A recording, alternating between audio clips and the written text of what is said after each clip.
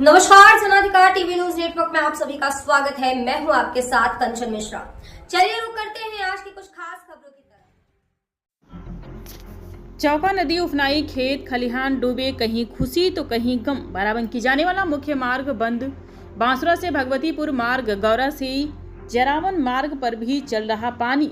घाघरा नदी का भी बढ़ रहा है जलस्तर। कटान ने अब तक के सारे रिकॉर्ड तोड़ दिए।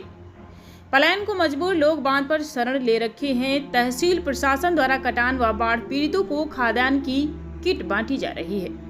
पिछले दिनों शारदा नदी में आए उफान से लहरपुर तहसील से होकर निकलने वाली चौका, किवानी, सुमली नदियों के जरिए विकासखंड रामपुर मथुरा के गोड़ाचा चौराहे से लेकर सिरकुंडा तक का एरिया तक, छतौनी से लेकर सरैया तक, जरावन, चंदौली, सरैया, चांदपुर, लोधौनी, बांसुरा, रायपुर, अलायपुर, सिरकुंडा, देसी, लौकिया, भागीपुर, मरौचा सहित लगभग 1 दर्जन ग्राम पंचायतों के खेत खलिहान, तालाब, नाले आदि सब उफना गए हैं। इन गांवों के मध्य निचले इलाकों में लगी धान की फसलें डूबने की कगार पर हैं। बारिश और तूफान के कारण जिन खेतों की फसलें गिर गई थी वह सड़ने लगी हैं। हालांकि लोगों का कहना है कि चौका आदि नदियों का पानी घटने लगा है।